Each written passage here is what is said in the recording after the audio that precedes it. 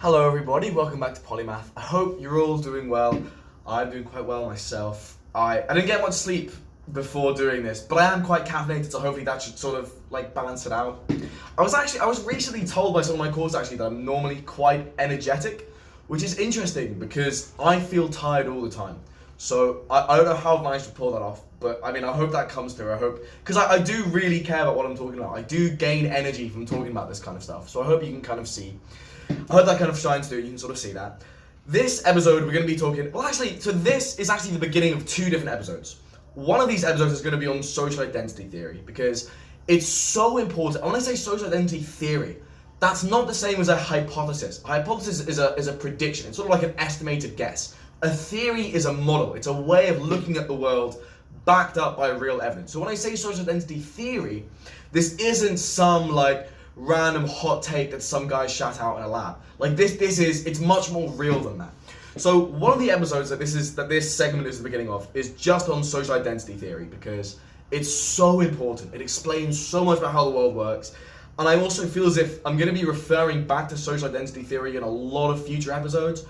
I mean, I think a way that a lot of these episodes work is that there are a few concepts which I feel are really important and I really like talking about. So stuff like the inherent irrationality of the human character, like sort of system 1 and system 2 of cognition, in-group, out-group dichotomies, moral foundations theory, political science theories on liberalism. And I feel like I talk about these in lots and lots of episodes, and I just sort of use that base of knowledge to sort of come to new conclusions and talk about different topics, which I really like. I mean, I find these really interesting. And these basic concepts, I feel like you can apply to so many different things.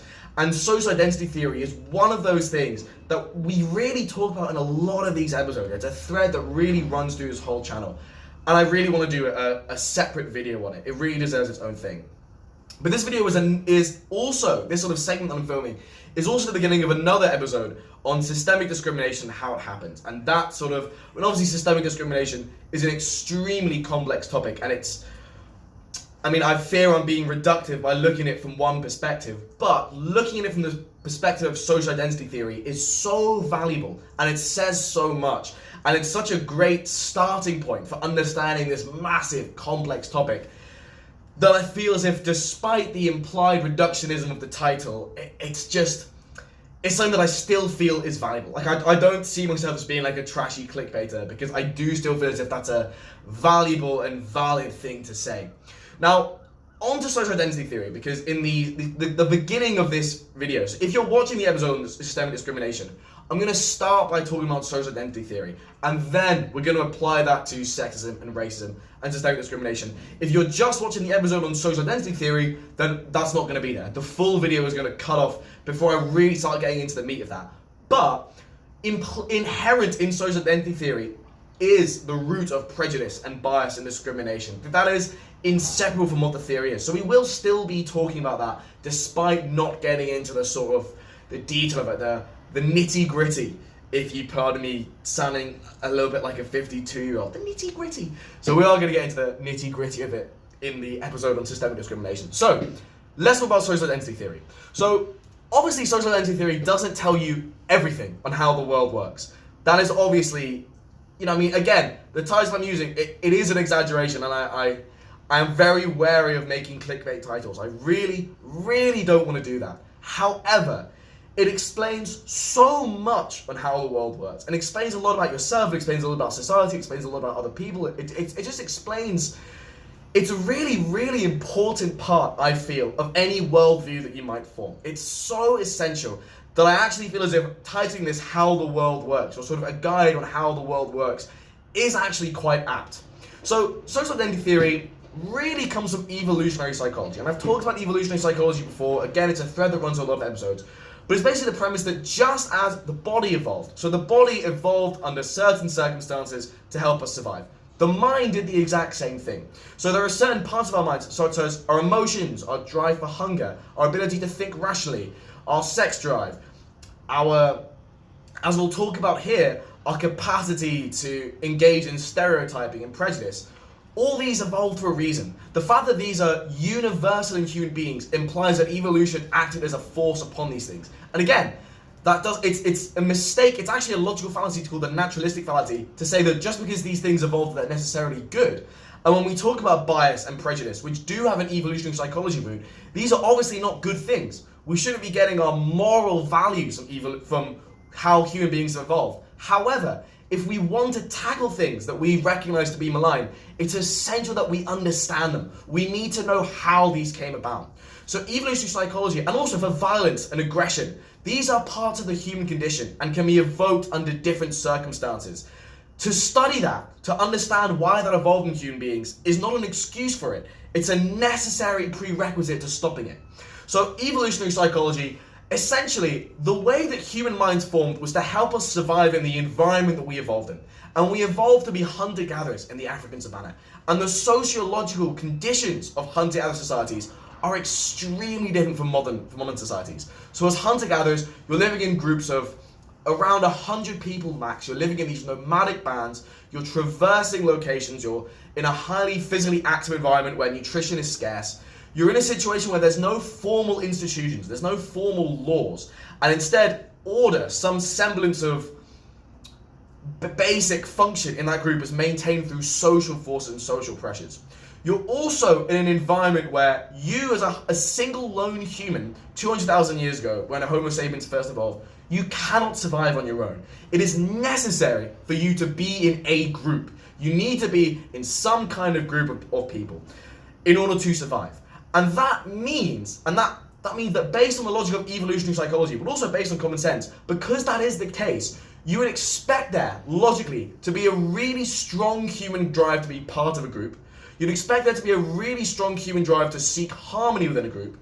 And you'd expect the dynamics and the actions and the psychology of groups to have a really massive effect on how you as an individual think. Because after all, if outside of a group you can't survive, your identity, your psychology, the way you function as a human being really has to be tailored to groups.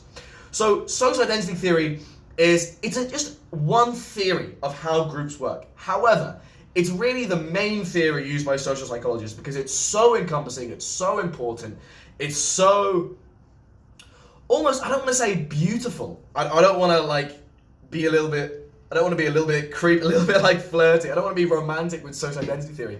I don't mean beautiful as in I want to fuck social identity theory. I mean it's just such a, it captures so much information and explains the world in such a magnificent, articulate, insightful way. There is a real beauty to it. And the basic premise of social identity theory is that our identity is formed partly by our personal identity, who we are as a person, our idiosyncrasies and our personality traits. But it's also in a very large part formed by the groups we belong to. So our identity is both personal identity and group identity. And that group can be anything. It can be our nationality, it can be our gender, it can be our ethnic group, it can be our political orientation, it can be which football team we support, it can be our job. Anything which can be used as an identifying characteristic feeds into social identity theory. So in fact, groups, as defined by this theory, can vary in a lot of dimensions. They can vary in a numerical dimension. So a family, for example, is an example of a group, but it's got very small numbers. Whereas a gender is a very, very large group. Groups also kind of differ by longevity. Sorry, I don't know why maybe it's the caffeine, maybe it's kind of screwing with my stomach. They also vary by longevity. So for example, a jury is a group. When you're in a jury, you're in a group of people, but it's very short-lived. Whereas a religion is another example of a group, and that's very long-lasting. Groups are also distinguished by concentration. So for example, in a flight crew, everyone in the crew they're concentrated together. They're all together in the same space. Whereas world leaders or world presidents, heads of state, that is still a group, but they're all very spread out across space.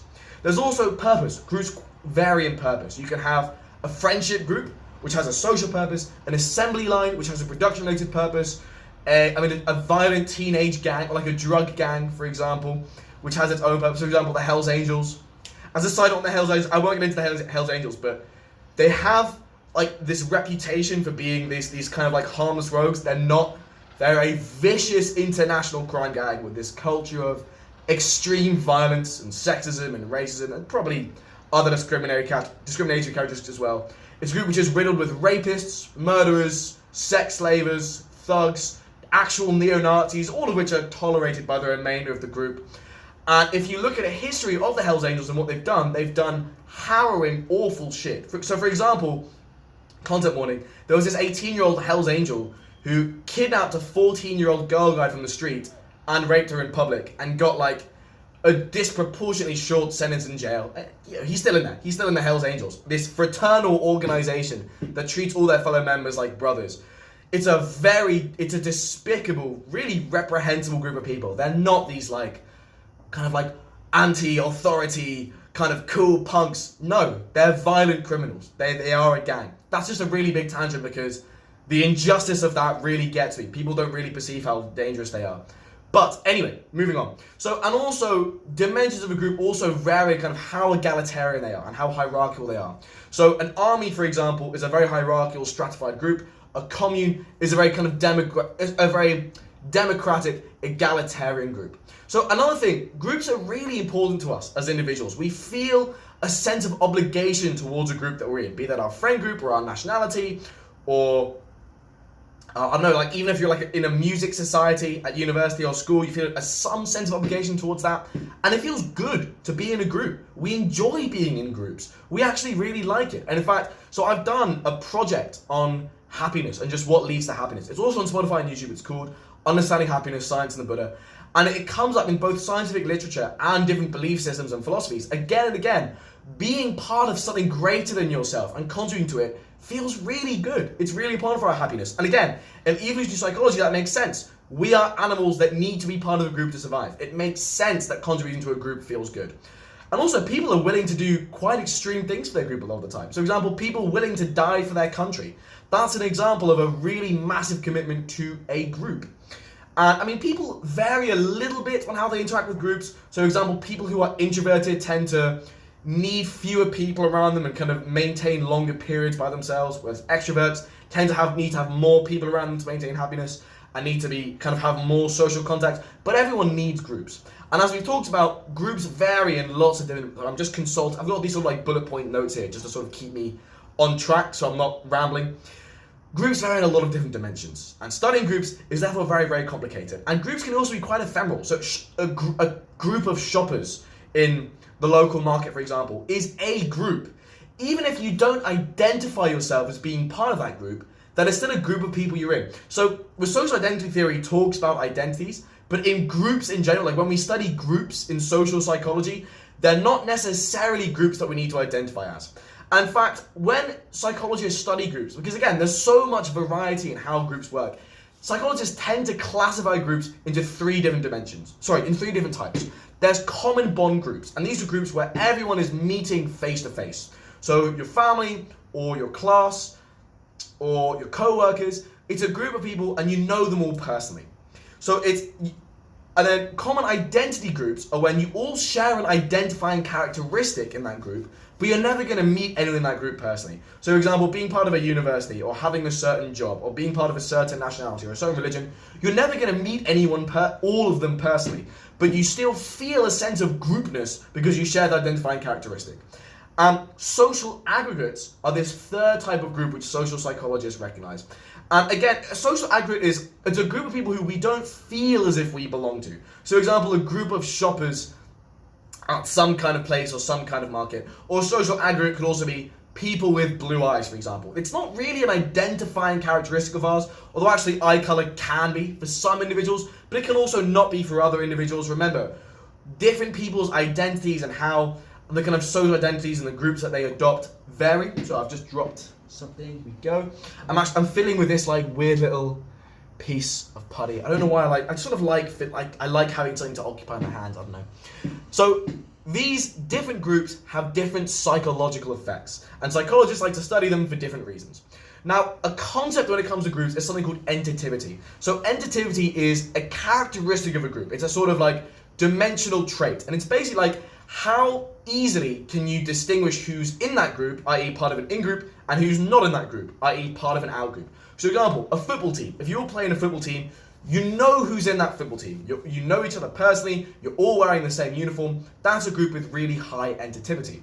However, a group of people out shopping in, Liverpool 1 is a group of low interactivity, because some people there will be shopping, some will be just walking around, some will be just passing through. It's very difficult to tell who's part of that group and who's not actually part of that group. It's much more ambiguous.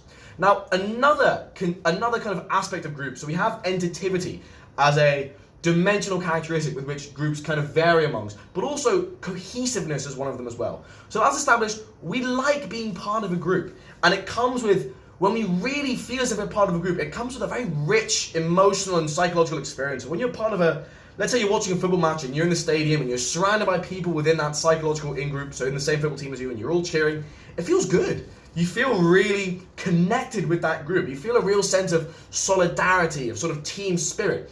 And that idea, that solidarity, is captured within the concept of what psychologists call cohesiveness. So a group with a high cohesiveness, for example, is being part of a football team. Just to use that example from earlier. It has this high level of uniformity. It has a high level of support, so people know each other, they support each other. There's a high level of group action. People coordinate their actions within this group quite strongly.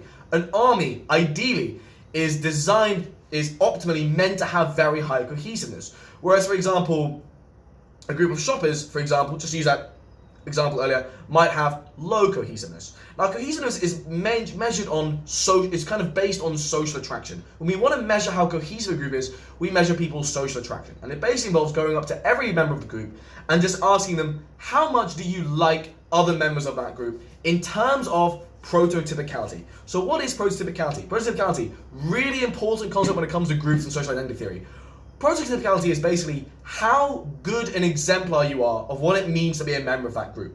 So this varies based on the norms of a group. So in a football team, for example, the norms of that group, what's expected of you in a football team is to turn up and practice regularly, be supportive of your teammates, be a team player. So a prototypical individual is one who conforms to these norms. In a religious group, the values expected of members in a religious group are, for example, piety. So a prototypical member of that group is a high level of piety. And when you want to measure how cohesive a group is, you go up to each people and you ask them how each person, and you ask them how prototypical the other members of that group are. So you basically think of someone in a certain way as some kind of characteristic. So a flatmate, a football teammate, a member of a religious community, and you think about how prototypical they are. And the norms, the characteristics associated with prototypicality vary based on the group and the identity of that group. And I mean, again, all this really has practical applications. So, for example, in sports, social psychologists use the idea of cohesiveness to make a group work better. Because as we mentioned earlier, part of cohesiveness is a high group action. So by part and parcel, if you're increasing cohesiveness, you're increasing people's ability to work together. So for example, in elite sports teams, each individual is selected for being really, really competitive. So that can lead to what's known as an ego-involving climate. And an ego-involving climate, it's not just specific to sports teams, it's really just a general psychological atmosphere that can be present in any group. It's just when everyone in that group is competing with each other. That leads to a low group cohesiveness. In contrast, and what a sports psychologist wants to inculcate in an elite team is a task-involving climate, which basically conceptualizes everyone being important, no matter how successful they are. It's not based on competition, it's based on mutual support, it's based on everyone being a prototypical member of the group, it's based on mistakes not being something to be laughed at, but rather something to be like a learning experience, and not a source of shame. And it basically it's a psychological atmosphere where if you make a mistake, you're not socially punished for it, i.e. by mockery, but it's just seen as a learning experience. And you can probably identify examples of an ego-involving climate and a task-involving climate in kind of different groups that you've been in throughout your life. So for example, if you've ever read like Adam Kay's books on being a junior doctor, or what is it called? I think it's called Trust Me, I'm a Doctor?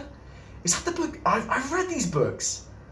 I forget the titles of the book that Adam Kay wrote about being a junior doctor, but one of the complaints that he had was that it was a very ego-involving climate where people were socially punished for their mistakes, and that reduces group cohesivity.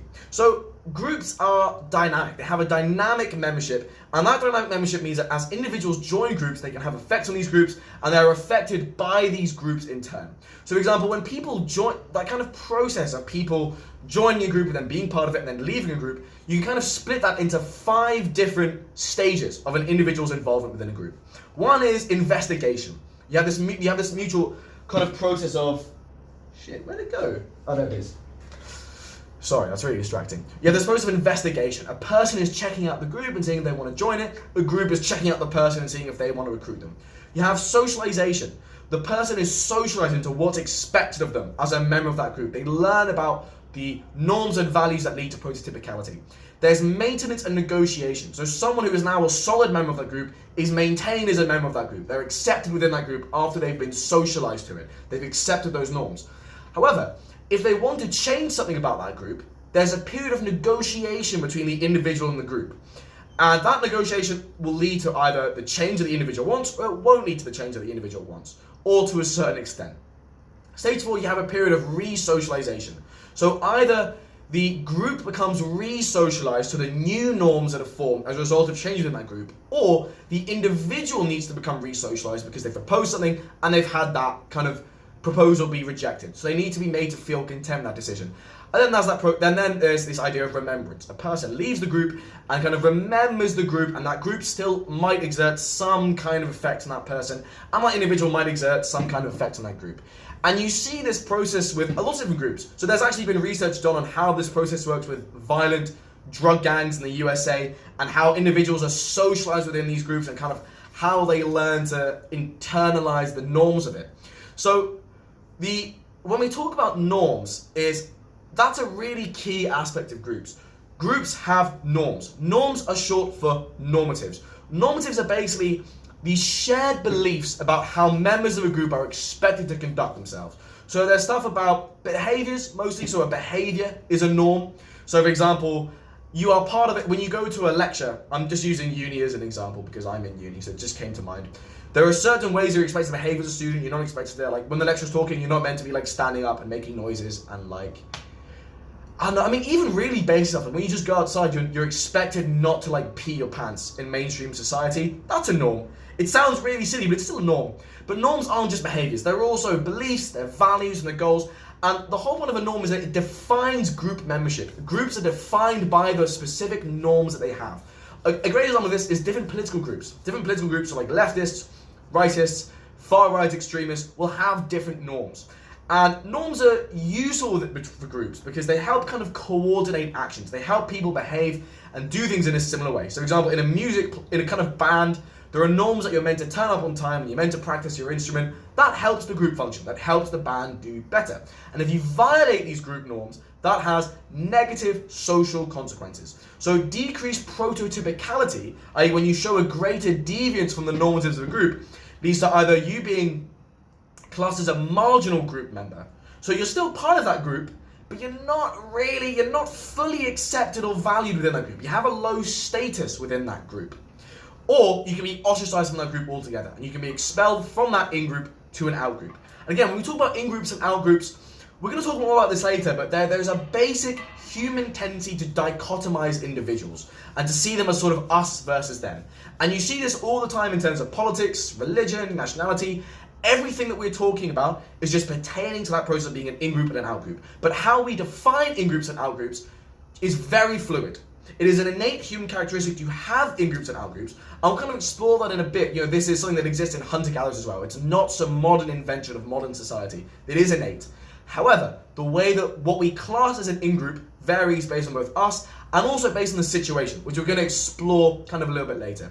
So sometimes norms can be counterproductive. So there was actually this research by these three guys called McNeil, Kerr, and Mavor in 2013, and they studied medical students in Australia, and they found that partying hard and like going out and having a crazy time, but also not expressing vulnerability and emotional instability were part of the norms of the group. And I mean, it led to a reduced well-being, because if you can't talk about how well you're doing, that's pretty detrimental. So a similar thing can be said with the idea of traditional masculinity. That is also a set of norms, and it's also a set of norms which, I mean, can do good things. For example, traditional masculinity values courage and sincerity and honor, and these kind of positive social effects, but it also encourages aggression and it discourages emotional vulnerability, which can have negative effects. So norms can sometimes be counterproductive. They're not chosen based on a rational perspective. Like, it's not as if a bunch of people sit down and think, right, what would maximize our happiness? Norms develop much more organically than that. Now, another really key feature of groups, they have norms, they have different dimensions, they have entity, cohesiveness, prototypicality, and norms, but they also have status differentials. Status is just sort of what people think of you. It's your reputation. And status is something that human beings think about all the time. I actually have an episode just dedicated to social status because it's really, really important. So in episode 13, we talk about why do we care so much about what other people think of us? That's because status really matters. And we evolve for status to matter. So as hunter-gatherers, for example, there's no laws in a hunter-gatherer society regulating who gets what. It's all based on social pressures and social interactions. And if you're an individual with high status, you are, for example, you're more likely to have kids. So male hunter-gatherers with higher status have more female partners. And again, if evolution is all about passing on your genes to the next generation, you would expect that things that help individuals do that are strongly selected for psychologically. There's a strong psychological imperative to do that. But also individuals with high status get better food, they get more respect, they're more listened to. All of this matters in an environment where your social standing really affects how much power and influence and access to resources you have. So our sensitivity to status really matters. Now, different groups are called status for different things because different groups have different norms. So for example, in modern Western society, social status is gained through income, occupation, conspicuous consumption, etc., etc. In a Franciscan monastery in the Middle Ages, social status is accorded through doing very different things and behaving in very different ways. Similarly, in ancient Roman society, social status is accorded in very different ways and according to very different values. In the music group that you might be part of where you all practice your cello, social status is accorded in very, very different ways. Now, a fact of human nature is that status makes people happy. So in the study of happiness, this is sort of well known. You might know about Maslow's hierarchy of needs, that sort of pyramid about things that people need, and it starts with like basic physiological needs for happiness and then it ends in self-actualization. Status is a part of that. So respect, esteem from others, really basic psychological need that all human beings desire. Now, in a group, some members will be higher status than others. And being a high status has certain advantages. So you have what's known as consensual prestige. The idea that everyone consents to the idea that you should be respected. In a group, high status members gain respect because people agree to respect them. The idea of a leader having followers, in order to be a leader, you need to have followers by definition. Also, in high status, being able to contribute ideas and assert leadership is both a reward of high status, but also an expectation. You're kind of meant to do it. Now, even in the same group, based on different contexts, what might be accorded status to varies. So in a music group, for example, when you're all practicing, the person who's really knowledgeable and really intelligent and who's really hardworking might have a really high status. But when you all go to the pub afterwards, the person who's really charismatic and has funny stories might be really high status. So status is both group dependent and situation dependent. Now, different sort of factors make you a high status. So factors that kind of contribute to having a high status within a group is assertiveness, just a personality trait of being assertive. That's not the same as being aggressive. Aggressiveness often very much does not contribute to high status. Actually, what's really interesting is that if you look at like the manosphere, which I actually talk about in episode 23, when you look at these subcultures online which tend to see men in terms of dominant hierarchies of like alpha, beta, etc., all these subcultures presume that dominance and aggression is what gets you social status. It doesn't. Pro-sociality, doing things for the group and doing things for other people is what gains you high status. Being aggressive to other people isn't going to do it.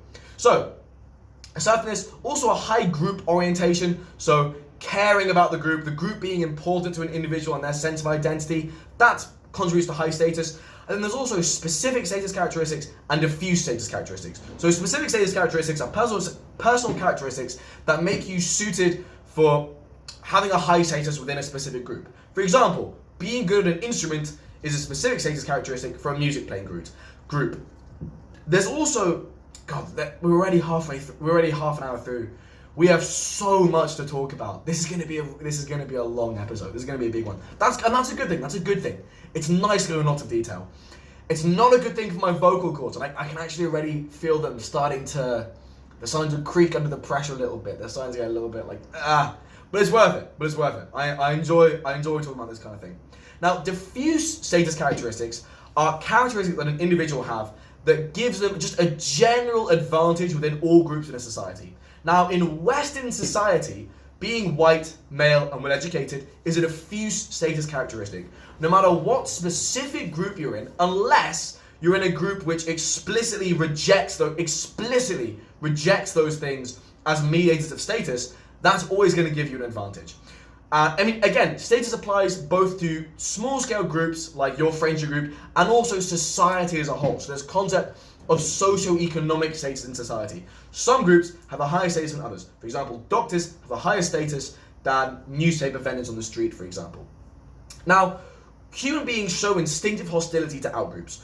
We're going to get onto that later because there's evidence for that. And we're going to explore that, and that sort of relates a little bit more to prejudice and bias and discrimination, which, if you're watching the episode purely on social identity theory, we're not going to get into the deep nuts and bolts of how it pertains to sexism, but something to keep in mind.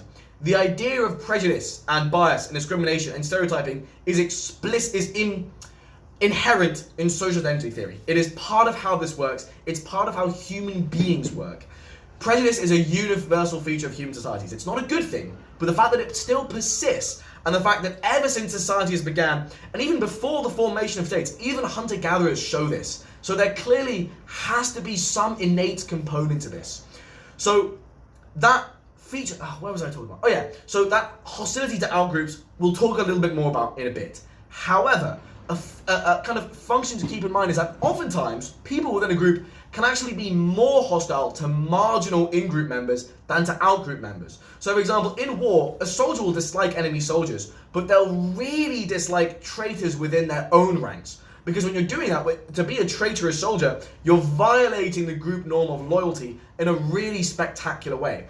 And you're therefore showing very, very low prototypicality. So you're still characterized as in-group, but you violated the norms in quite a strong way. And vilification of marginal members of a group is often, it increases group cohesiveness because it sort of clarifies the norms and encourages sticking to those norms and encourages prototypicality. So organizations take advantage of this. So workplaces, armies, any like formal institution will explicitly tell you to stick to the group's norms and will try and vilify people who don't stick to these group norms. Although it is worth saying that criticisms of the way of an in-group's norms tend to be taken more seriously from a marginal member than an out-group member. When an out-group member criticizes an in-group's norms or behaviors or practices, it generally goes in one ear and out the other. It's generally not really listened to. So, for example, in political debates, you might have noticed, it's really, really hard to change someone's mind when you're talking to them about politics. Part of that reason, part of it, that in itself is a whole other episode, and it's something which I'm thinking of doing. Part of that is because individuals are naturally, there's an instinctive dismissal of out-group criticisms. So the idea of vilification of marginal group members and disloyalty actually develops in kids who are about 6 or 7 years old. So there was this study done by these guys called Abrams, Palmer, and Rutland in 2014. And they got a bunch of kids between 5 years old and 12 years old, and they told them a story about how the whole class was going to go to a fun fair, and it was going to be for charity. And all the kids are thinking like, sick, fun fair, amazing. They were also told that this one guy in the group, Timmy, didn't want to go to a fun fair, and he didn't find it fun. And kids of 6 years or younger were confused by this. They were like, why does he like the fun fair? But they didn't have any negative feelings towards him. They were just sort of like, hey, he's doing his own thing. But kids of 8 years and older, so this transition happens around 7, show negative feelings towards Timmy. They actively dislike the fact and him for violating those group norms of enjoying going to the fun fair. They're disliking him because he's violating the expectation of behaving in the same way as them. So, another thing to understand, the social world that we navigate is really, do you know what? This could actually be a different clip. In fact, I think I'm going to make this an extra clip, just because I'm wary of having like a YouTube clip which is above half an hour. Because the whole point of dividing my episodes into clips is that like they provide a more digestible sort of, a more digestible experience. It's easier to manage. So yes, I'm going to stop this here. I'm going to drink some water, I'm going to drink some water, and I'm going to begin the next clip. Hold on. So, a really important thing to understand is that the social world we navigate is extremely complex. Every time you go outside, you're surrounded by so many different people. All of them have their own personal identities, but they also have their own social identities. They belong to different groups. They belong to different national groups, ethnic groups, age groups, sex groups, profession groups. They have different subcultures, they have All these different identifying characteristics that your brain notices, and that's a huge amount of information to take in. And your brain is really impressive. And there's actually a beautiful quote about the brain that says, if the brain was so simple we could understand it, we would be so simple that we couldn't. The brain's amazing. However, it has a finite computational capacity. And also, the brain is designed to be as efficient in computations as possible. Remember, we've evolved in an environment where energy is scarce. Our body and brains are designed to be as efficient as possible. They want to get the most out of the least amount of effort. So one way that your brain deals with this massive social complexity is called social categorization. We tend to see individuals and we categorize them based on some kind of identifying characteristics. We can categorize them as old or young, male or female, a professor or a janitor or barmaid or whatever. We find some identifying characteristics, we characterize them as that. Now, in different contexts, we can characterize the same person in a different way, and we're going to explore that later. But the point is, we still categorize them. And that's a way of it just increases simplicity. It allows your brain to make sense of things. Now, another thing that your brain does is stereotype. Now, what that really is it finds a social category and it extrapolates impressions from that social category. Your brain has a set idea of what an individual in that social category would be like. So if I talk to you about a librarian, or an army soldier, or a professor, or a 40-year-old virgin, you have some kind of idea. Your brain will just automatically form some kind of idea of what they're like, right? Now, the reason why your brain does that, see, there's this book called Thinking Fast and Slow. You might have heard of it. It's by these guys called Kahneman and Tversky. Kahneman won a Nobel Prize. I don't know about Tversky. Kind of mean, actually, if only one of them got the prize and Tversky didn't, so sorry Tversky. But the point is, they propose something called the dual factor model, which is the way that human cognition works can be split up based on system 1 and system 2.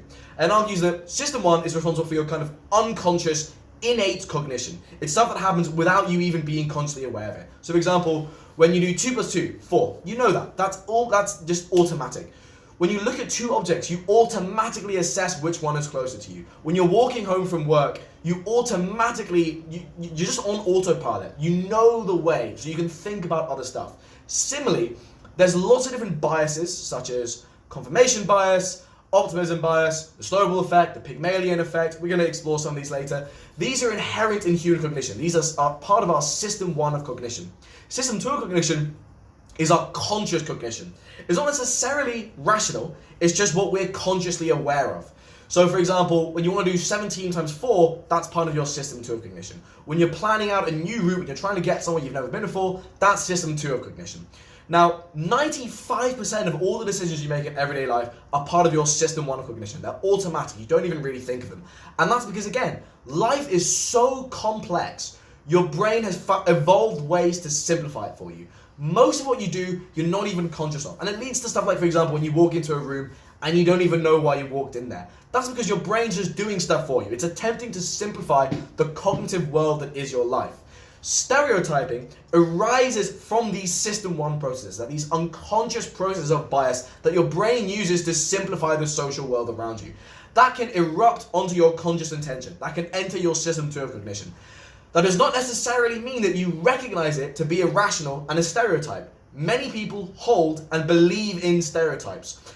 So system 2 is not necessarily this foil to system 1, but they work in different ways. Now again, I am not saying that stereotyping is good. In fact, as we're going to explore later in this episode, it actually leads to a huge amount of suffering and harm.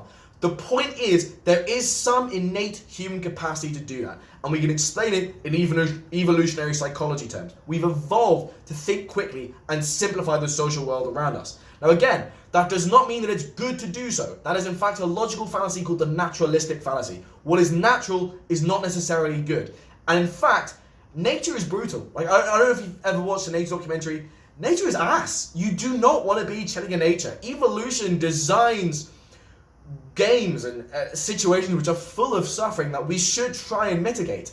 However, it is also a fact that prejudice and bias and discrimination have been a universal feature in all human societies. Hunter-gatherer societies display bias and discrimination to the point where they will openly describe neighboring tribes as not humans. State societies emerging from the 4th millennium BC up until really World War II openly practiced this and normalized it and endorsed it. So, for example, in the 1930s, being racist was not a taboo in Western society. That's really, really recent. This, and we kind of explore this a bit more in episode 20, where I talk about what it was like to live in the past. The normalization of seeing people in terms of in-groups and out-groups, and prejudice against out-groups and discrimination against marginalized groups has been part and parcel of human society, or human states rather, for basically 99% of its history, which sucks, and it's awful. And you want to stop that, but in order to stop that, we need to understand where it comes from. So stereotyping, it's worth kind of asking what actually is a stereotype. So a stereotype is an example of what's known as a schema. So I've kind of talked about how our brain likes to simplify things, because otherwise it would just be, there's so much cognition involved in just navigating daily life. Your brain does a lot of it automatically. So you can think of the brain like a filing cabinet, and in each file is a schema. So a schema is a sort of, to use a technical definition from these guys called Hogg and Vaughan in 2008, a schema is a set of interrelated cognitions, thoughts, beliefs, attitudes that allow us quickly to make sense of a person, situation, event, or place on the basis of limited information. Certain cues activate a schema. The schema then fills in missing details. So a stereotype is an example of a schema. So for example, you see a librarian, right? You don't know anything about that actual person. However, it fits in with a schema that your brain has constructed of what a librarian is, what they do, and what they're like, and what their characteristics are. So we can see that schemas are designed by society. And when we look at prejudice, bias, and discrimination, it's not all innate evolutionary psychology mechanisms. Sociology, i.e. the value of society, plays a big role, and the value of other people and the kind of life that we live and the environment we grow up in plays a big role, and we will explore that. It's just important to make clear that there is an innate root of this, and the proof of that is that all societies that we know of since Homo sapiens evolved have practiced this to an extent, and it also makes sense with our view on human cognition. So a stereotype is an example of a schema. So other schemas in the context of social identity theory could be student, lecturer, Englishman, Frenchman. All these are schemas, and they're activated when they come up in the social world. So and actually you can test this in a lab, for example. So if you show people in a lab a picture of a student, and then you show them a second object and you ask them to identify it, they will identify it faster if the second object fits in with that schema of a student. So if you show them a laptop, they respond more quickly. They identify it more quickly than if you show them a picture of a fire engine. So that method actually is known as the implicit association test in psychology. But it just illustrates the point. Schemas are cognitive shortcuts that we do. Now a schema is actually a really broad category. It's not just stereotypes. So schemas can be scripts, for example. So a script is just how we behave in certain situations. So when you walk into a fancy restaurant, for example, or that's a bit of a classist example, really. Maybe you're not walking into a fancy restaurant. If you walk into a library, for example, there is a script on how you're meant to behave. You're meant to be quiet, you're meant to be respectful, you're not meant to jump up and down the tables and start peeing on the floor. To use an extreme example, that's a script. It's a way you're expected to behave. That is another example of a schema. It's a file within that mental filing cabinet. We also have self-schemas. We have a schema on what we're like, we have a schema on what we ideally want to be, and we have a schema of what we feel as if we should be. We have a schema on the sort of minimal acceptable conduct for us in all situations. We also have schemas about other people. You'll have a schema about your best mate, you'll have a schema about your mum, about your dad, you'll have a schema about the current Prime Minister of the United Kingdom. So schema is a really, really broad category. It's not all about stereotypes, but it can be a stereotype. And what's interesting is that if we're in a group, so for example, let's say you're in a national group, your understanding of that group's norms and behaviors and practices tends to be very complex and nuanced and rich. But there's so many other groups. So when it comes to other groups, when it comes to understanding how out-groups work, so nationalism is a really great example of this in-group, out-group dichotomy. If you're a nationalistic Englishman, you'll have a very rich idea of your own group. However, when it comes to other groups, such as the French nationality, Spanish, German, etc., that's a lot of information because there are so many groups. So your brain does this little shortcut of just reducing. It reduces each group to a much simpler schema than your group. It essentially reduces it to a schema that's so simple that it can be called a stereotype. It gives you a very reductive understanding of the norms and values and attitudes of the group.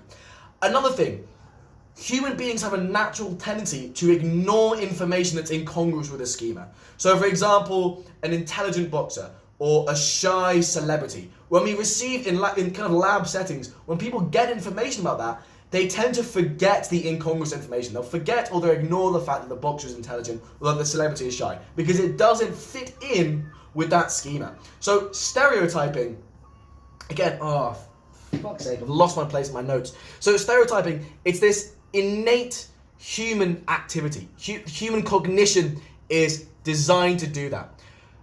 I think, yes, that is... No, actually, I'll say a little bit more just for this clip on like stereotyping and what a stereotype actually is. So, no, actually, I'm going to make this clip about stereotypes and what a stereotype actually is. I'm going to leave it there, yes. Okay, so, our identity as human beings is both personal and social. The way that we conceptualize ourselves is both on a personal level. So we have an idea of our idiosyncrasies, our personal traits, the things which are unique to us.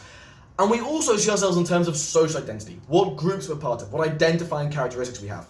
And human beings switch from these things. They switch from personal to social identity based on the circumstance. And in extreme cases, social identity can be used to transcend the personal identity. So for example, martyrdom is a classic example of social identity transcending the personal identity and getting people to do stuff that is bad and is negative for them in terms of their personal identity, but is positive for them in terms of their social identity, because it forwards the roles of the group and it assures the individual ultimate prototypicality and it assures them a legacy within that group.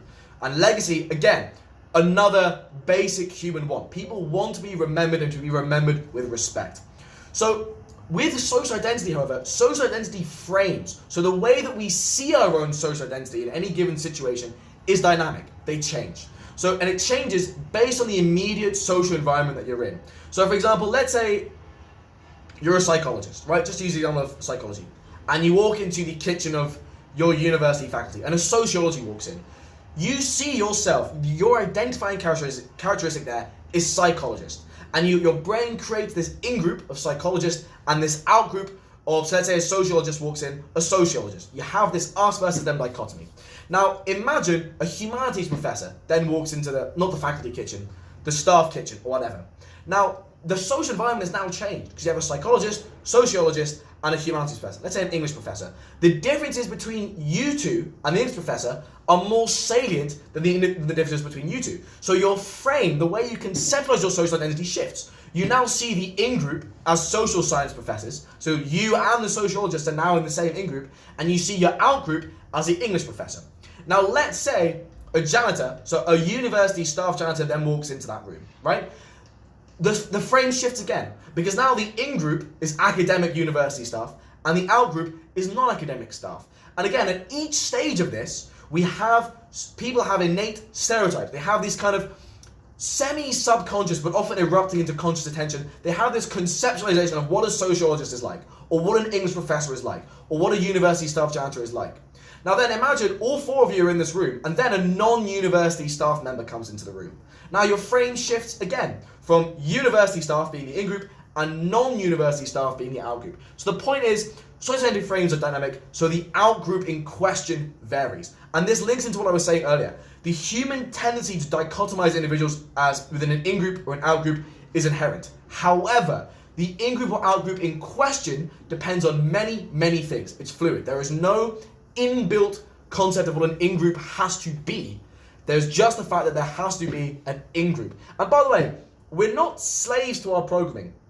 So individuals can try and transcend this cognitively. However, so for example, if you take individuals in the USA who identify as not racist, for example, and you give them oxytocin, which is a bonding hormone, so a hormone which solidifies both our bonds with in-groups, but also, as we can see, can perhaps solidify hostility to out-groups, and then you show white individuals who don't identify as racist pictures of black faces, their skin actually gets a little bit sweatier than if you show them white faces. So there's their sympathetic nervous system, the part of the body responsible for the flight or fight response, gets more active if they're shown that. Because subconsciously, and again, due to the norms of the society around them, even though nowadays in the West, racism is seen as wrong, it's still very persistent, that in-group, out-group dichotomy is still playing out on a subconscious level. However, these individuals don't identify as racist. They consciously reject that in-group, out-group hierarchy. The point that I'm trying to make is that these in-group, out-group dichotomizations can occur both on a subconscious and a conscious level. Now, there's a really, really interesting experiment which proves this. It was done by this guy called Sharif in 1966. And he took these two 12-year-old boys and he put them in these two groups of 12-year-old boys, and he put them in a summer camp. And there were no real differences between these two groups of kids, right? But one of them he called the Eagles and one of them he called the Rattlers. And he just made them compete against each other in like random tasks. And really quickly, they showed genuine hostility to each other. Like they would start being hostile to each other. They would trash each other's camps, for example. They showed like this tendency to show loyalty to an in-group and hostility to an out-group really began to express itself very quickly. However, he was able to get them to get along with each other again by giving them a superordinate goal. So he made both of them, I think, like a car was stuck in a digital thing, like they had to move a car and they had to work together to do it. And by doing so, he changed their social identity frame. Because now, if you're an eagle and you're working on a common task with the rattlers, your in-group changes to eagles and rattlers because you're working on a common task. You actually see this with warfare as well, just to give a more kind of real world, more high stakes example. So for example, the Allies during World War II, the USA and the USSR, or Britain and the USSR, were very antagonistic beforehand. So Britain actually intervened in the Russian Civil War to try and overthrow the Bolsheviks. However, in World War II, the hostility between them was decreased because in some extent, and again, there was obviously still hostility between the Western powers and the USSR during World War II, but that was lessened because they had a superordinate goal. And this idea of in-group and out-group, there was suddenly an extra factor kind of thrown into that mix. So again, Winston Churchill, for example, would have still seen Stalin as a member of an out-group. However, again, social identity frames are dynamic. The frames which are more important to us, the characteristics which are more salient, vary based on circumstances. There was another study which demonstrates this really, really well, this kind of basic tendency towards out-group hostility. And it's called the minimal group study. It's by this researcher called Tajfel in 1971. So Tajfel wanted to see at what point did intergroup hostility emerge. So he decided to take two groups of people and he decided to increase the differences between these people until this in-group, out-group hostility emerged.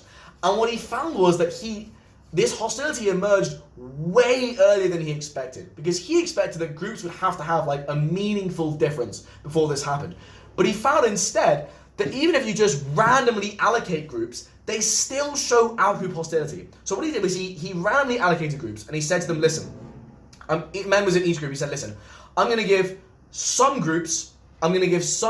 points to members in your group. I'm going to give some points to members in your other group. And I'm going to let you choose a distribution of points. So either you can have 4 and they can have 3. So that sort of minimized the score of the outgroup. He said, you can have 51 points and they can have 49 points. So this maximized the score of the in-group. He said you can have 19 points and they can get 4 points. Now that maximizes intergroup difference. It shows the highest level of difference between the in-group and the out-group. He said to them, you can have 3 points and they can have 5 points. So that tests for an out-group bias, which he wasn't really expecting. And he said to them, you can have 10 points and they can have 10 points. And that would be fair. And what he found was some people went for the 10-10 split. So they opted for each group to have the same number of points. But loads of them actually, or like another really high group, much higher than the others, was the 19-4 split. Which is interesting because he expected people to favor their in-group. But the key insight is that they didn't go for 51-49, which would have given them the highest number of points. They went for 19-4, which gave them a lower number of points than otherwise, but which maximized the differences within groups. And this tells us a really, really important thing about intergroup conflict and outgroup hostility. People don't just desire to maximize their in-group resources or score. They want to maximize the differences between the outgroup and the in-group. That is really, really important and informs loads of this going on. Because people not only want to be part of a group, but they want to be part of a superior group. Now this gives rise to the idea of optimal distinctiveness. People want to be in a group that's distinct from other groups, but they want to be in a group which hierarchically is at the top of the hierarchy of groups and which is as distant from other members as possible. They want to have as high an intergroup difference as possible. This is really, really important. And it also feeds into another important point.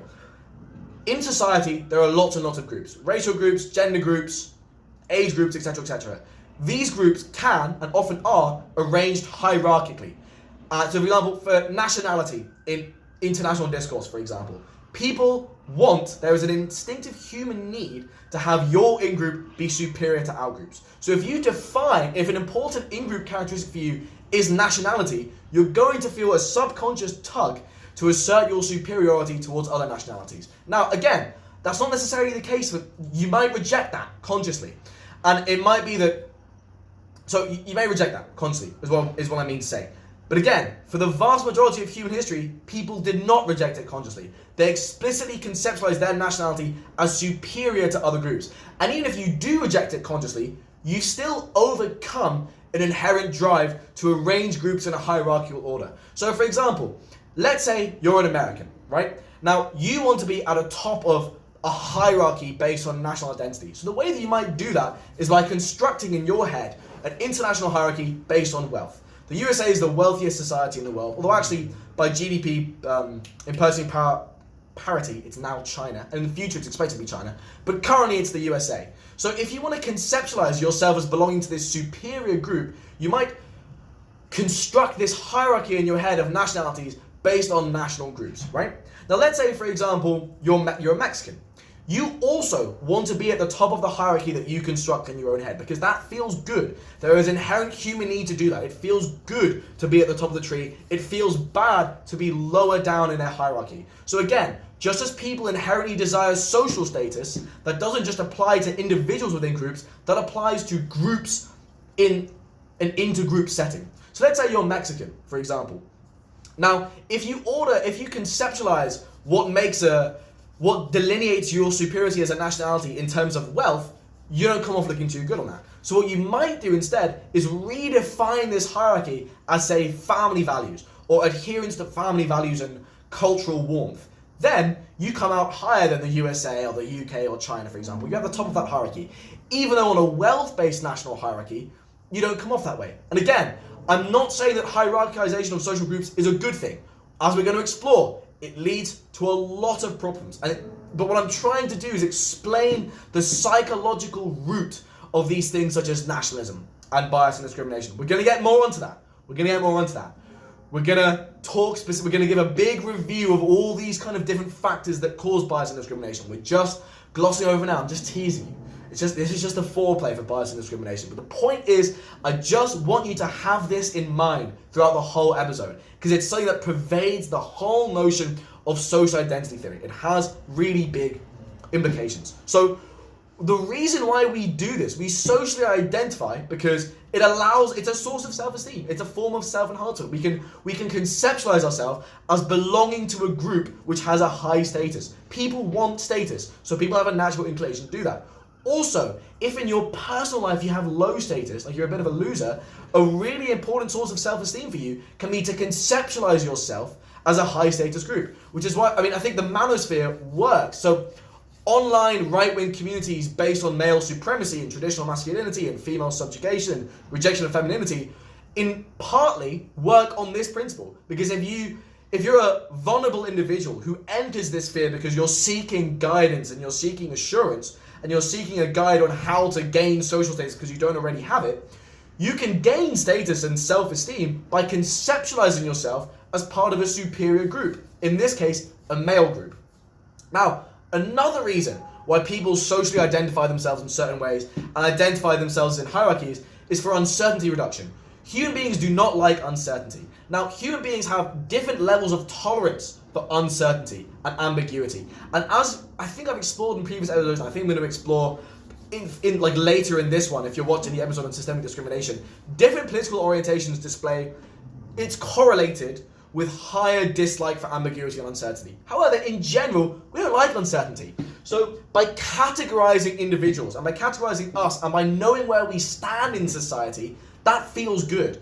Even if we want to change the hierarchy that is currently existing, even if we want to so some individuals want to get rid of hierarchies altogether.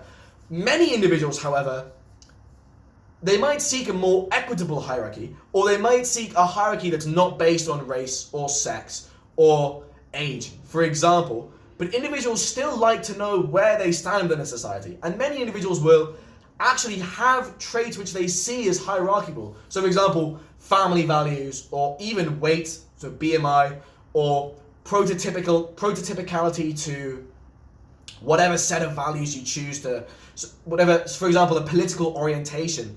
But that's still a hierarchy. As long as you identify some characteristic, you can still categorize people on where they stand in that, and you can therefore hierarchize those individuals. So, individuals want to ascend hierarchies. They want to improve their status. They want to ascend in a hierarchy. And if you have permeable boundaries for hierarchies, so for example, in Western societies and socioeconomic status is permeable. It's in reality, it's difficult, and that's a very large strain in economics, the fact that without economic regulation, actual social mobility is very hard. And in fact, if you look at more economically right-wing, so more economically deregulated societies in the USA, they do show lower social mobilities than more economically regulated societies like Scandinavia, for example, but it is still legally possible to do so. And because it's possible to do so, many people who are working class in the USA, for example, don't focus on changing the hierarchy or introducing some kind of societal reform to make society more equitable or to make social mobility easier. They focus on ascending the hierarchy because those boundaries are still permeable. However, when boundaries for a hierarchy are not permeable, and again, a hierarchy, really, really broad category. So I'm giving you lots of different examples of what a hierarchy can be in society or in an individual's social consciousness. When boundaries aren't permeable, individuals will engage in two things: social creativity or social competition. Social creativity is kind of what we talked about with the US-Mexico example, where you tend to sort of reconceptualize a hierarchy. So if a societal hierarchy is viewed by you as being either legitimate, so it makes sense, or stable, it's not going to change anytime soon, individuals tend not to focus on changing the hierarchy itself. They tend to just focus on reimagining, kind of conceptualizing their own hierarchy where they can be at the top. So for example, US and Mexico have a wealth differential that's not likely to change anytime soon. There's nothing that can really be done about that in the eyes of many Mexicans. So many Mexicans, in order to gain a source of self-esteem, might conceptualize national superiority not in terms of national wealth, but rather in family values or cultural warmth, etc., etc., etc. Now, if a hierarchy is viewed as both illegitimate and unstable, we get social competition, which is the use of sort of direct action of low status groups where they seek to change the social hierarchy. So for example, women's marches, feminist movements, feminist protests, these are all examples of a typically marginalized group in society, one which carries low status in its antithesis, the male group, for example, seeking to change the nature of society. So that's sort of a bit of information about sort of intergroup hostility and the sort of what outgroups are and how they kind of work and how people ascend hierarchies. So I'm now going to talk about applying this a bit more seriously to bias and discrimination and to answering this question of where prejudice actually comes from. So running through this whole episode has just sort of been a bit about how social identity theory can explain the phenomena of bias and discrimination, sort of tell us how psychologically and also sociologically these phenomena occur. But I want to just focus on prejudice a little bit more and just sort of, instead of traipsing around it in the context of the theory, really use social identity theory, because I mean that's what it's really there for, to explain why this happens. So the question of why prejudice happens, something that's incredibly relevant and important and meaningful. And social identity theory, being what it is, can help shed a lot of light on that. So it's worth noting, first of all, just some key definitions. So what is prejudice? So prejudice is an adverse opinion or a leaning formed without just grounds, just cause, or before sufficient knowledge has been acquired. A stereotype, which we've kind of talked about before earlier, is a standardized mental picture that is held in common by members of a group, and that represents an oversimplified opinion, prejudiced attitude, or uncritical judgment. Now again, stereotypes, they're also held by individuals. That's not the point of the definition. It's not to say that you as an individual don't hold these views, but the point is that stereotypes are formed because you as an individual identify as a member of a certain group. Human beings engage in social categorization. You will be part of some categories, for example, based on your political orientation, your religion, your nationality, and you won't be part of others. And what we do is we form stereotypes around these categories. So for example, if I talk to you about a librarian, you'll have some almost semi-unconscious just snap judgment about what that means in terms of their personality and their lifestyle. And that is, as we talked about, this system one of cognition. And we talked about how stereotyping, for example, is an inherent cognitive shortcut, a way of human beings making sense of the cognitive world. That's not me legitimizing it or justifying it. In fact, stereotyping, as we're literally about to explore, does a lot of harm. However, if we want to stop an adverse phenomenon, we need to understand where it comes from, and we need to be honest with where it comes from. And if we tell ourselves that just because we don't want something to be the case, it isn't the case, that is a logical fallacy. It's called the moralistic fallacy. Similarly, if we tell ourselves that just because something exists in nature, for example, the human propensity to stereotype, it's automatically a good thing, that's another logical fallacy, the naturalistic fallacy. We can develop our own standards of right and wrong without saying, well, this is in nature, so it's right. So, for example, nature, for example, is brutal. Some scientists have actually described evolution as an evil or an immoral process. I mean, I wouldn't say it's immoral because it's not sentient, but it's certainly an amoral process. Now, prejudice, by the way, is a thing that we have. A stereotype is something that we absorb.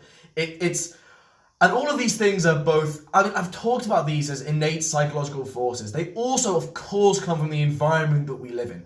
As I said, the human proclivity to engage in prejudice and stereotyping is innate. The actual stereotypes that we hold and the prejudices we have are determined by the cultural and social environment that we live in. So stereotypes are something that's held in society as a whole, or rather a subculture or a culture within that society. Now remember, human beings tend to engage, as we talked about earlier with things like the minimal group study, for example, in optimal distinctiveness. We see the world in terms of in-groups, so our group, versus out-groups. And we arrange these groups in a hierarchy. And we want to be at the top of that hierarchy. We want to conceptualize ourselves as being part of a group that's above other groups. And we want to maximize intergroup differences. So that tendency to maximize intergroup differences, that desire to do so, leads to hierarchies. Stereotypes are very important in social categorization and the formation of that hierarchy. Now, stereotypes are notoriously hard to change. If you try to have a discussion about this with some people, you'll notice that it's really difficult to shift. Prejudice and stereotypes are hard. One of the reasons why stereotypes are hard to change is because, again, it's your brain's way of simplifying this massively complex social environment around you. Because you meet so many people, and each person is so rich. Oh, I just got a bit of spit on my laptop screen. That's grim. Let's just get that off real quick. Ugh. Sorry. Obviously, I know that's of no import to you because it's not on the camera, but it feels... I don't want to spit on you guys. It feels wrong.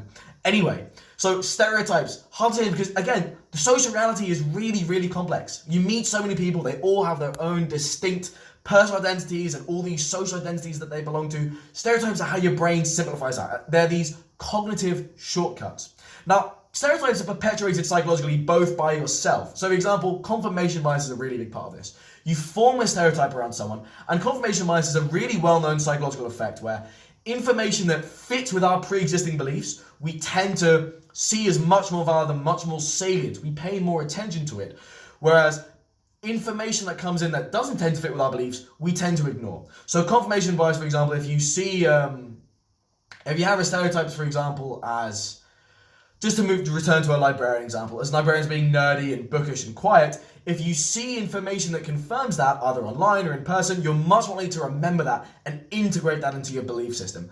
By the way, this applies to any, like politics, religion, nationality, all the stuff that causes real suffering and real problems. These biases apply as well. Another thing, if you are targeted by a stereotype, we're going to get into more of this in a bit, but so there's this thing called the Pygmalion effect, where people behave differently based on the expectations of them. So, for example, if you take a student, a school kid, and you tell him that he's going to be really bright, and he's a bright kid, and he's expected to do well, and we're all thinking he's going to do well, and we're going to give lots of attention to him, that student will do well than if you tell a kid that he's bad or stupid or not hardworking. People do that. It's an unconscious psychological force impelling us towards expectations and stereotypes. Now, again, that's not me saying that human beings are bound to fit whatever stereotypes they're assigned to. It's just saying that there is some kind of impellence in that regard, and we're going to be looking at further studies kind of exploring that. That's not saying that it's a good thing, it's just we need to grapple with the unfortunate consequences of our system one of cognition. So, an example of this, by the way, is the halo effect. Now, the halo effect is, let me rewind. An example of stereotyping and how our brain uses stereotyping as a cognitive shortcut and as a way of extrapolating information from someone is the halo effect. So the halo effect it's often applied to physical attractiveness, but it's not that specifically. So just to give an example, there was this researcher called Solomon Asch. In 1946, he did this experiment where he gave a bunch of people characteristics about a fictional human being, and he found something called the primacy effect. So the characteristic that they were given first tended to really inform their future opinions of them. It tended to, as soon as they were given an initial characteristic of someone, people extrapolated from that characteristic what that human being would be like. So for example, if the first characteristic a participant got about someone was that they were hardworking, they tended to form this idea of like this kind of sober, stoic, sort of diligent, temperate person. If the first characteristic they got was that they were funny, they tend to get this idea of like this kind of easygoing, happy-go-lucky, sanguine kind of person, literally just based on the first word that they were given. And what this refers to is something called the halo effect, which is basically that the first characteristic that we receive about someone. So if we receive a positive characteristic about someone, so halo referring kind of reference to biblical angelic iconography, if the first thing we hear about someone is positive, then due to the primacy effect, then we're likely to extrapolate that and see that person in a much more positive way, even when that's not justified. So the halo effect is often applied to physical appearance because often when we first look at someone, when we first meet someone, the first information our brain receives about them is their physical appearance. And as a result of that, our brain sort of extrapolates from that. It engages in this cognitive shortcut where it creates an idea of what this person is like, even when it just fills in gaps, even when you don't have the information to do that. So an example of this, for example, it's very clumsy of me, but tall height in Western societies in men is often seen as a good thing. Individuals class that psychologically as good. And there's been lots of research showing that taller men in job interviews often receive higher starting salaries than short men because of the halo effect. The first information that the interviewer receives is that, and therefore they're more likely to see that person as a good employee, someone who's hardworking, amiable, a good asset to the company, even when they can't actually make that judgment. They've just filled that in. So that process, automatic, and it's built on sort of stereotypes. And we talked about schemas earlier. You know, these stereotypes we form are an example of schemas, but we also have schemas about everything, about ourselves, about roles in society. We even have schemas on inanimate objects. So when you, for example, go and sit down on a chair, let's say you walk into a room and you sit down on a chair, right? There is technically a chance that that chair will break under you, but you're not really thinking about that. You just sit on that chair absent-mindedly because the schema you have in your head of a chair is a thing that you can sit on and do so reliably. So when it comes to stereotyping and all this, you could, oh shit, my battery's on 15%, but that should be fine. We'll wait until it gets to like 5 and then we'll take measures. So with prejudice, for example, you could argue that prejudice and stereotyping and discrimination wholly come from society. There's no innate basis of this. Now, however, and even though these undoubtedly do come from society, and we're going to look at societal or environmental mechanisms that individuals undergo that cause prejudice. However, it's important we understand there is an innate component towards this as well. Our brains are designed to dichotomize people in terms of an in-group and an out-group, a sort of us versus them, whether that be politics, race, religion, nationality, etc., etc., etc., football team. And individuals are inclined for hostility towards an outgroup. And again, we see prejudice and bias and discrimination in all societies. So in hunter-gatherer societies, for example, you talk to them about, I mentioned this already, but this is just a clip. So in case you're just seeing this clip and not the full episode, hunter-gatherers do awful shit to their neighboring tribes. They will, with content warning, they will engage, often hunter-gatherer warfare involves raiding other tribes in which men, women, and children are killed, or women and girls are raped or kidnapped or gang raped, horrible things. And when you ask these tribes why they did it, they basically just say they're not human. Similarly, the Maori, before they were themselves persecuted by the British, themselves went to committed genocide against another tribe called the Moriori. And when they were asked about the ethics of that, they basically just said, it's custom. I.e., that is an example of extreme outgroup formation and extreme outgroup dehumanization. But also states. So since states formed in about the 4th millennium BC, nationalism, xenophobia, racism, sexism have all been completely normalized. They've just been assumed as norms of society. It's only been extremely recently that we've begun to move away from that and explicitly reject these things. And that's a good thing, of course. However, we have to face this ugly reality that if this mental framework is inherent in so many different societies and in so many different states of complexity, and that's only been transcended very recently, there has to be some kind of explanation for that. Social identity theory is that explanation. So, prejudice in society, if you have a group where lots of different groups in society look down on them. So, for example, in the USA in the 1930s, black people were looked down on by lots of different groups in society, based on age, based on sex, based on occupation, based on state residence. That means that they are a stigmatized group. Now, often in societies, you have hierarchical organizations of groups where you have stigmatized groups at the bottom. So societal hierarchies can be based on race, they can be based on sex, they can be based on profession, or socioeconomic status, or kind of wealth levels. Another thing, people often build up worldviews which legitimizes and which are built up around rejecting stigmatized groups. A great example of this is the scientific racism that emerged in the Western world in about the late 1800s, the early 1900s. So this invoking of scientific principles to legitimize racial subjugation. So for example, an example of this is social Darwinism, wherein Darwinism's teachings about survival of the fittest were applied to races, and the idea was that the Anglo-Saxon race was genetically and biologically superior to other races and destined to outcompete them. Another example of scientific racism is phrenology. So different ethnic groups have naturally slightly different skull shapes. Also, different individuals in the same ethnic group will have naturally different skull shapes.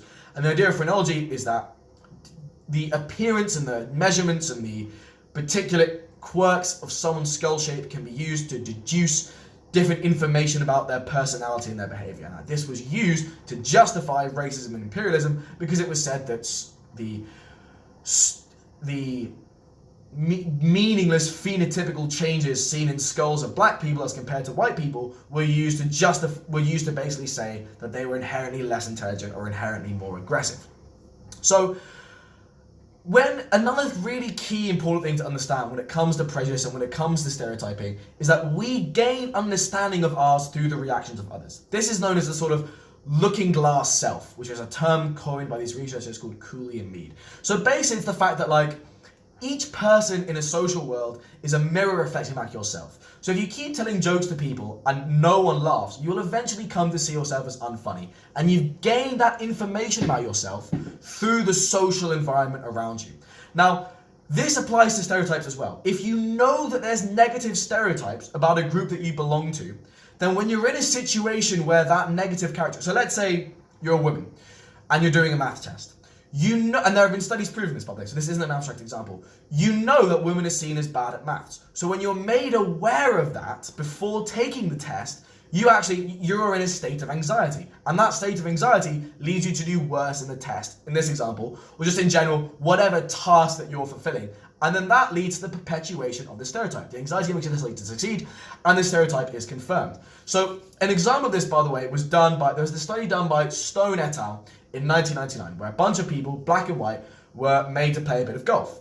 And so stereotypes in Western society are that black people have greater natural athletic ability than white people, but that white people, there's also another stereotype that white people have greater intelligence and therefore greater sporting intelligence than black people. So if you take a black person or a white person, depending on which stereotype you make them aware of, which identifying characteristic you make them aware of. So when you tell them that they're testing sporting intelligence, or that you're testing natural athletic ability, black people or white people will do better if their stereotype conforms to the idea of being better at sporting intelligence or natural athletic ability, and they'll do worse if their stereotype violates that idea. So for example, black people will do worse in a little golfing test if they're told that they're being tested on their sporting intelligence. White people will do worse on that golfing exercise if they're told that what's being measured is their natural athletic ability. Now this idea is stereotype threat, like the idea that being aware of negative stereotypes makes you do worse. There's another example of this, by the way. So for example, there was another study by Shi et al. Where Asian women were made to do a math test, and if they were made aware of being Asian beforehand, they did better because their stereotype of being Asian conformed to being good at maths. And if they were made aware of being women beforehand, they did worse. and if they weren't made aware of either, their performance was in between the other two groups. So the idea of actually doing better if your stereotype conforms to ideas about being good at something is known as stereotype lift. So stereotype lift, the idea that, for example, you're an Asian doing a math test, you're made aware of being an Asian, and statistically, according to empirical evidence, people do better. However, the effective stereotype lift makes you a little bit better. The effective stereotype threat makes you do a lot worse. So the stereotype threat can actually be used to perpetuate stereotypes in a really, really bad way. And it was often used, for example, to perpetuate the idea of black people being inherently less intelligent than white people. The educational systems of Western societies massively favored white people. And even when in certain experiments black people were given opportunities to do as well as were given nominally equal footing, so nominally equal conditions as white people, the social and cultural background of that, the awareness of those stereotypes in society affected their performance. And then that was basically used to legitimize racism. So stereotypes in society, they're self-fulfilling prophecies. Another example of this kind of self-fulfilling prophecy effect is, so there are these two researchers called, let me just find their names, Rosenthal and Jacobson. And in 1968, they went to a bunch of schools and they told teachers, so they randomly picked a few students in each class. And they told the teachers that those students were going to do well in school, based on some bullshit psychometric nonsense which they cooked up and made to look scientific.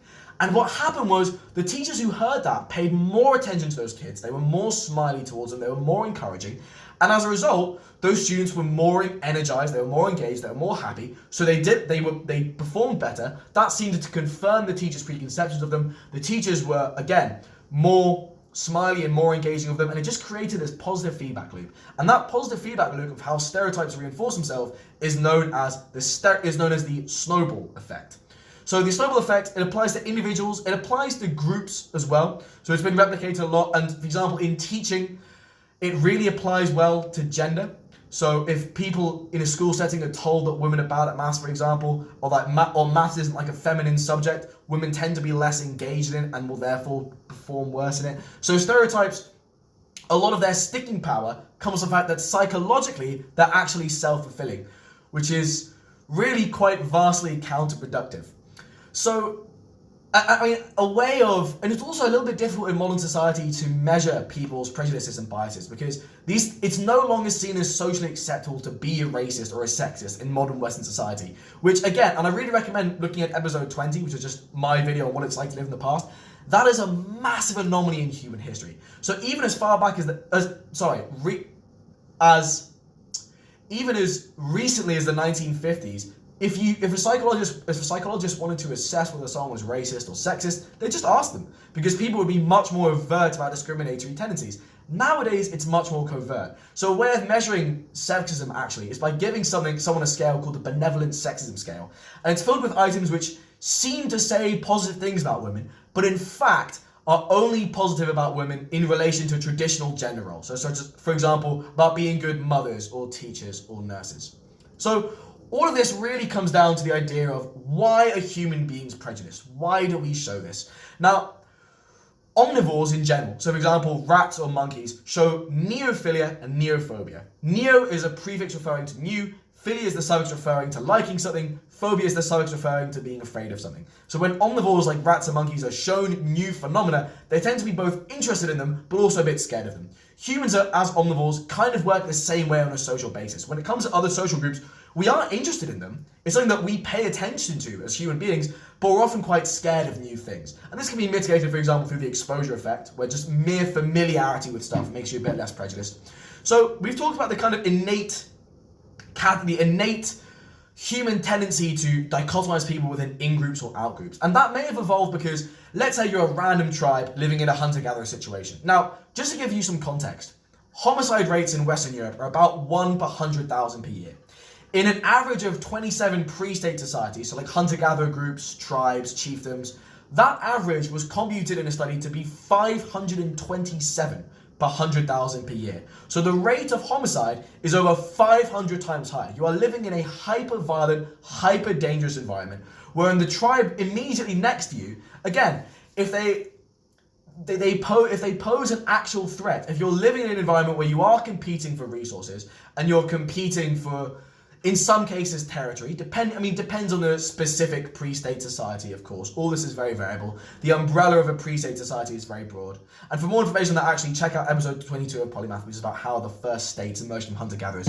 But the point is, it makes evolutionary sense in an extremely violent and competitive environment to develop an in-group, out-group system in order to enforce loyalty and cohesiveness to the in-group. And again, that cohesiveness is necessary for group action. It's necessary to coordinate you and have you working effectively as a unit. And it also makes sense for you to imbibe an innate hostility towards out-groups because they propose a genuine threat to you. And the emotion of hostility, the emotions of hostility, anger, and dehumanization, what they really do is permit individuals to be violent. More on dehumanization and the overcoming of the aversion to violence in episode 23 of Polymath, which is about how vulnerable people get radicalized. But the point is that this in-group hostility evolved for a reason. However, as is a classic theme in evolutionary psychology, the world that we live in now is severely mismatched to the hunter-gatherer environment that we evolved in, that we're kind of built for. But we haven't, our software and hardware hasn't changed yet. So we're still running on this hunter-gatherer software that's actually really maladaptive for modern society. It's not good for racism and sexism to be prevalent forces in society. They don't actually help in any way. However, they have a really strong sticking power because our brains still have this sort of innate capacity to do it. However, remember, prejudice and bias and discrimination are not just innate. They're also based on the kind of environment that you grow up in. So for example, modeling. So young kids imbibe stereotypes and prejudices at quite a young age. So modeling is the idea of little kids seeking to imitate their parents because, again, people learn how to behave in society from from other individuals who they seek to emulate. So Bandura, for example, this famous psychologist, came up with a theory called social learning theory, which basically means that stuff like aggression, for example, is learned by individuals through mimicking or through emulating other people. Now that is a very oversimplistic theory of aggression, and that's not at all the full story. So again, listen to episode 23 if you want a little bit more about that. But the point that it illustrates is that we do often model ourselves after other people. There's also this idea of operant conditioning, which is when, for example, in the context of prejudice, so operant conditioning is just when you're rewarded for something. So for example, in the terms of prejudice, when you're like a young kid and you tell a racist joke and your parents laugh, you're being rewarded for doing something. So you're being conditioned to do that. That's operant conditioning. Another example is classical conditioning. Classical conditioning, you might have heard this with like Pavlov and his dogs. It's when two unrelated concepts become associated with each other. So in the context of prejudice, let's say a child brings an Asian friend home and the parents are really standoffish and hostile. That child will then associate bringing an Asian home with the hostility and standoffishness of their loved one. So that is kind of how some of the environmental means by which prejudices are sort of perpetuated. And of course, human beings, the value systems of human beings are imbibed partly by individual factors, such as their genes and the environment that they grow up, and partly by societal factors. So the range of opinions that's available in a certain society. And we explore this a little bit more in episode 18. I'm just debating, okay, I will keep this as part of the same clip. So, some theories on prejudice. Another very important thing that's very related to prejudice is a personality construct, this kind of series of attitudes called right-wing authoritarianism. Now, right-wing authoritarianism is a political concept, as I'm sure you know, and you'll understand that right-wing authoritarianism is a political ideology. However, in psychology literature, there is also a distinct concept. There is a set of related attitudes called right-wing authoritarianism, and it's a scale. Some individuals are higher in right-wing authoritarianism and some individuals are lower or very low in right-wing authoritarianism. Now, you might be thinking that that's sort of singling out a certain side of the political spectrum. So there is a little bit of discussion on what left-wing authoritarianism could be. So for example, figures like Lenin or Stalin or Mao are left-wing authoritarians. However, in the psychological literature, there's much more, the concept, this kind of concept in psychology is based more on right-wing authoritarianism rather than authoritarianism in general. Although previous research after World War II did focus on just an authoritarian personality. But the association between authoritarian political views and socially conservative views is one that in the Western world, for example, tends to be much, much more common than authoritarian political views and socially liberal views. And it's also the case that in socially conservative views, what socially conservative views really are about. So when individuals oppose feminism, or when they are more inclined to ethnocentrism or nationalism, or traditional gender roles, or traditional gender hierarchies and family hierarchies, or the increased dislike towards marginal groups and having a sort of narrow in-group and narrower out-group. All of these are psychological constructs which partly cause socially conservative views. So having a quite narrow in-group, having much more antipathy towards psychological out-groups, being much more sort of desiring of non-ambiguity in society, of ordering individuals in terms of a hierarchy of social groups, and needing to have that certainty in where individuals stand. That sort of, those psychological constructs, those psychological concepts I've just mentioned, are also behind authoritarianism. So there is a psychological link between the authoritarian part of right-wing authoritarianism and the right-wing part of right-wing authoritarianism. But it's also worth keeping in mind that if you look at left-wing authoritarianism, politically is still very much a thing, for example. There is a lot of research on just authoritarian personalities in general. And as I talk about right-wing authoritarianism, you'll notice that despite the fact that these individuals tend to hold conservative views, it also involves just a general mode of authoritarian thinking, which can theoretically, even though it doesn't really tend to occur in practice, be applied to leftists as well. And if you want more information about what authoritarianism and libertarianism is, and what socially liberal and socially conservative people are like, then, there's lots of episodes on Polymath about these political definitions. Episode 8 is really the classic place to start, just what do left-wing and right-wing actually mean. So, right-wing authoritarianism, it's a scale that has 3 subscales. One of these scales is conventionality. People high in right-wing authoritarianism really like the status quo. They don't like change, and they like certainty in the status quo. They oppose any kind of deviation from norms. And that applies both in terms of them as individuals and their individual life, but also in society as a whole. They will dislike societal movements away from the status quo.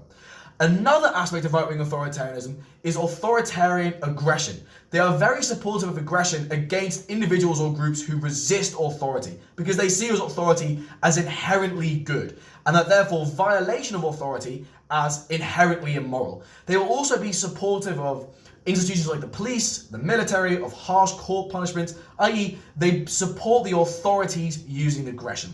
A third aspect of right-wing authoritarianism is submission to authority. People think and do what they are told. They don't question authority, and they see the questioning of authority as a bad thing. Now, I talk about this more in episode 20, although I don't use the term right-wing authoritarianism. Right-wing authoritarianism, historically, throughout history, from the beginning of state societies in the 4th millennium BCE, up until very recently, up until the 1700s in Western Europe, the norms of society were strongly right-wing authoritarianism. Individuals and societies would rank highly in the scale. Now as a society, there's society, especially in the West, and to a lesser extent around the world, based on how culturally and economically similar they are to the West, show deviations away from high levels of right-wing authoritarianism. But individuals in Western societies, there will still be some individuals which have right-wing authoritarianism. So, which rank highly in right-wing authoritarianism. Some other things about right-wing authoritarianism. So studies done on individuals ranking high in right-wing authoritarianism tend to, for example, they don't tend to be very self-aware. They don't see themselves as ranking high in right-wing authoritarianism. They're also not good at abstract thought. So they will endorse logically incorrect statements that sort of seem correct on sort of looking at them, but on close introspection don't really make much sense. And right-wing authoritarianism, ranking high in right-wing authoritarianism, is also correlated with having a lower IQ, which makes sense if it's correlated with poorer abstract reasoning. So, right-wing authoritarianism, obviously strongly related to prejudice and bias and discrimination. Another quite strongly correlated psychological construct with prejudice is something called social dominance orientation. And social dominance orientation, like right-wing authoritarianism, is a sort of series of attitudes. But social dominance orientation is this sort of acceptance of myths which justify an unequal status quo. So they look at for individuals with high SDO, social dominance orientation, they see a society with a hierarchy, a very unjust hierarchy, with strongly delineated social groups, and they justify it in some ways. So an example is, for example, in Western societies with high economic inequality, that's justified by the notion that the world is a jungle and it's every man for themselves, and the corporate world is very cutthroat, and if you have what it takes to make it, you'll rise to the top, and if you don't have what it takes to make it, you won't rise to the top. And as a result, in a society where there's no legal barriers to getting rich, if you're not rich, it's your fault. You've simply been outcompeted. And as a result, economic inequality and unjustness in certain economic privileges, such as growing up with a good education, or growing up in a safe area, or growing up with disposable income, or growing up with the ability to have savings and investments because you have the disposable income to do so. So these sort of privileges of wealth and socioeconomic status, or capital, I suppose you could say, are minimized, because the idea is that it's not that in an individual with a high social orientation, economic hierarchy or hierarchy in society is justified because it's based on the perpetuation of myths that individual status in the social hierarchy is entirely due to personal merit and talent, rather than what we've just talked about of the privilege of capital, as I've just talked about it earlier, the sort of privilege of wealth and socioeconomic status. Now, what's interesting is that sometimes low status groups will also legitimize hierarchy and will also hold these myths.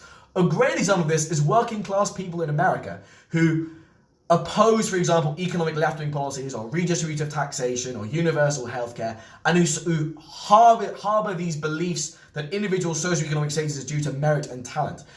And that seems counterproductive at first, but it's because individuals, as I mentioned earlier, don't like uncertainty. People don't like ambiguity. There is an inherent need for certainty and to make the social world around us comprehensible. And individuals vary in their propensity to do that. So some people have much less of a need for uncertainty than other people do. And in fact, having lesser tolerance for uncertainty than other people do. And having a higher tolerance to uncertainty is actually associated with socially conservative views. But again, just returning to this, we have a psychological need to know where we stand and to know where others stand. And individuals who feel this particularly acutely are more inclined to justify a hierarchy even if they're at the bottom of it. And also this sort of relates to people having negative stereotypes about ourselves. So another really important idea to combat with prejudice is, as we mentioned earlier with social identity theory, people conceptualize themselves in terms of personal identity and social identity. Now, sometimes your personal identity can be quite negative. If you conceptualize yourself as someone who has a very low status as an individual, you're not very talented, you don't have many friends. So in Western society, there's a theory called general strain theory.